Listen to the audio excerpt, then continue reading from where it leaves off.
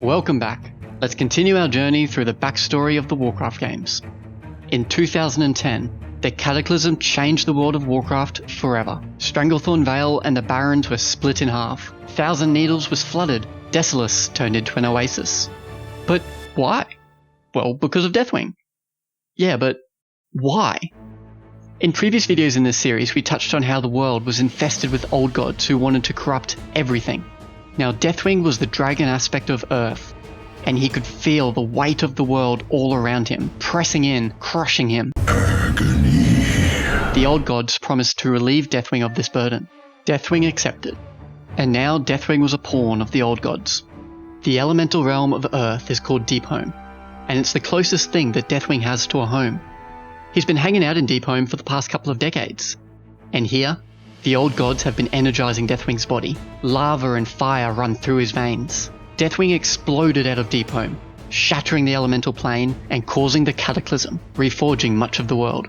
Deathwing's goal was to bring about the Hour of Twilight, a prophecy about a time when the old gods would be freed from their prisons and would return to power. The Hour of Twilight is basically the old gods' version of the apocalypse. Deathwing wasn't operating alone, he had a few allies. The Cult of the Twilight Hammer were also trying to bring about the prophecy. And Ragnaros the Fire Lord, who we saw in one of our previous videos, was long ago enslaved by the old gods. He was also trying to bring about the prophecy. The final hour of twilight. Now let's talk about the Dragon Soul. Many thousands of years ago, all of the dragon aspects got together and combined their power to create a very powerful artifact called the Dragon Soul. But they were all of them deceived. For Deathwing had planned to use this powerful this powerful coin to control the other dragons. However, the Dragon Soul was destroyed years ago. So we did the only rational thing possible and went to the Caverns of Time, travelled back in time to witness the War of the Ancients, and there at the Well of Eternity, we stole the Dragon Soul. The Dragon Soul is safe. Quickly, into the time portal. We gave it to Thrall, and he used it to take down Deathwing.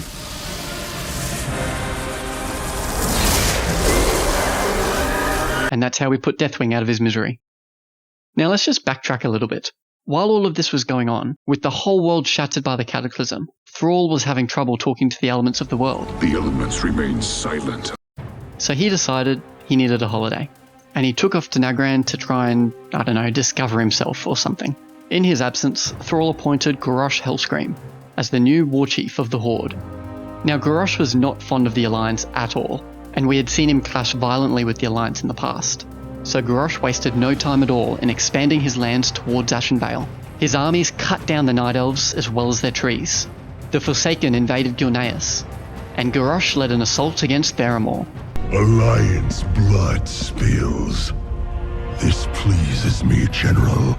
Ultimately, dropping a goddamn nuclear bomb on Theramore. Now this was the craziest shit we've ever seen in WoW.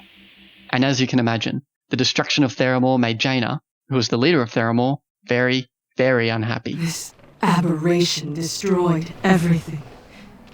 Everyone. The Horde cannot be allowed to... Now there was another major side effect to the Cataclysm. All this time, there had been another continent to the south of the Maelstrom, and it had been hidden from us by some magical mists. A dense mist surrounded and protected his empire. The events of the Cataclysm caused the mists to disappear.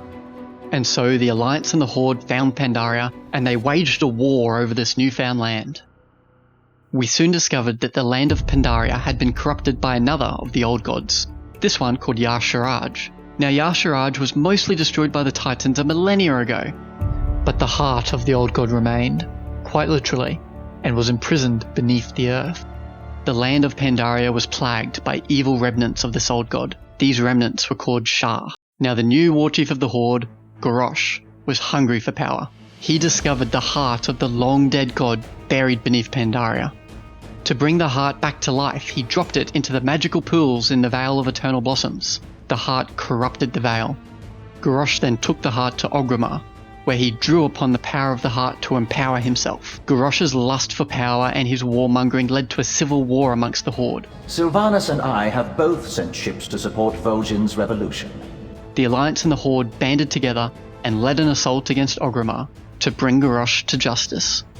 We ended up defeating Garrosh, and Thrall appointed Vol'jin as the new Warchief of the Horde. For the Horde. Now Garrosh was to stand trial for his war crimes. Let him stand trial in Pandaria. However, a bronze dragon freed him and sent him back in time 35 years. And Garrosh found himself on his homeworld, Draenor, 35 years in the past. Garrosh taught the orcs how to use technologies from the future, and they assembled an army to once again open the Dark Portal and invade Azeroth. Our old buddy Archmage Khadgar stepped in to do what he does best, and he led an assault through the Dark Portal to stop the orcish invasion once again. Eventually, Thrall caught up with Garrosh and challenged him to Mak Gorah, a duel to the death. Thrall killed Garrosh with a bolt of lightning, and you can still find Garrosh's corpse right here in Nagran to this very day. And that wraps up this episode as we continue to explore the backstory of the Warcraft games. We're almost at the end of our journey. Next time we'll see Gul'dan, Sylvanas, Sargeras and Queen Azshara. We'll cover the creation of the universe, the sundering of Azeroth, the resurrection of Illidan, and so much more. Make sure you subscribe so you don't miss the next one.